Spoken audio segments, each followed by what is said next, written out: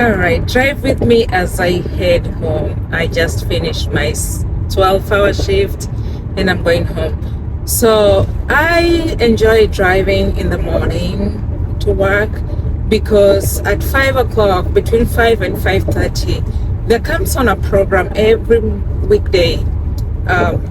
It's about family life, focus on the family. It's from the channel is Keeping Him Close by KCB if you're in the Houston area. And I believe you can even watch it or you can listen to it online. So you can just go to KCB and just type in that and it will pull for you. So anyhow, I want to talk about briefly one thing I learned this morning from this program. It was about the storm, after the storm. So if you're keeping up with news, you know very well that Houston faced a very, very hard hurricane storm this past week.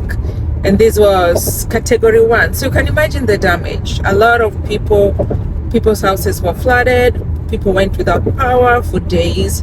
As I record this, today is on the 17th of July, and some people are still without power. And you can imagine what that is, especially in Houston right now that temperatures are very high. It's cooled down a little bit because of the recent rains, but either way, it's still very hot and humid, and those without air conditioning are really, really suffering. And I can just imagine what they're going through. A couple of years ago, maybe 2 years ago, we went for about a month without air conditioning in the summer of Houston. But the only difference is that we had electricity. So we had fans everywhere, literally, in the house. And that made it much, much better for us. It was still manageable, but was still hard. So you can imagine being without air conditioning and being without electricity. It's hard. So anyway, back to my topic for the day. So this person was talking about the ABCs of after storm. So after storm, what happens?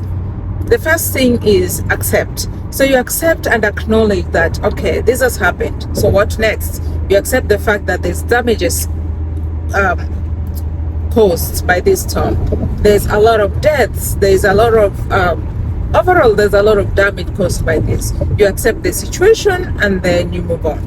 Of course, it's not going to be easy, especially being that there's so much going on in your life, depending on what your circumstances are. So if you're still without power or without electricity, it's going to be hard for you to just accept the fact that you don't have power because you don't know how long it's going to take before you get it back. During the process, Centerpoint mentioned that it could take days or even weeks to restore power to the customers. And as we can tell, a lot of people are still without power up to today, at least a week later. So it is still what it is. You accept the point, you accept the situation, and you try to plan based on what the circumstances are. And this can go in different directions for everybody.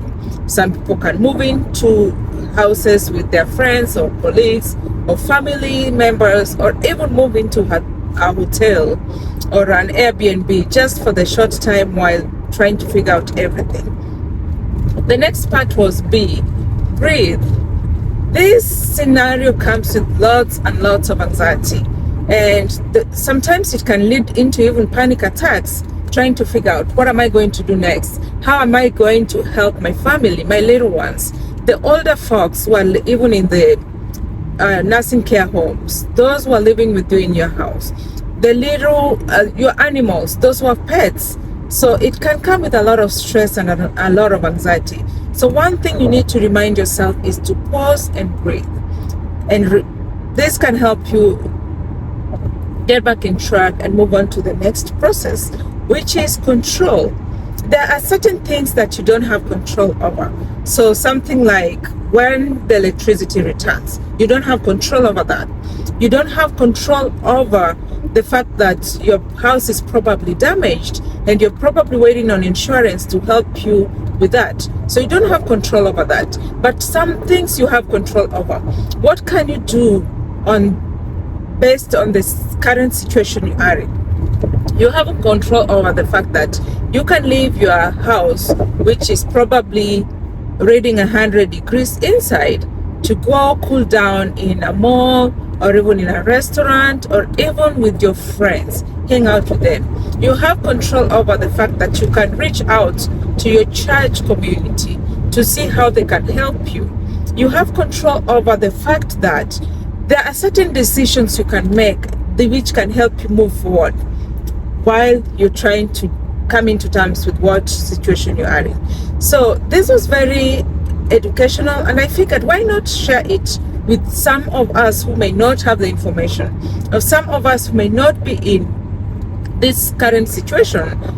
And even if you're not in this situation per se, you can still utilize this in different scenarios. So I hope this can make a difference in your life, can help you move forward in whichever situation you are in. So we're faced with different storms in life. As a student, you can be faced with failing your classes, trying to balance between your school, your work, your family, and even just relationship. So I hope this is educational, and I hope you can utilize this in any situation you are in. Till next time, peace out. Bye.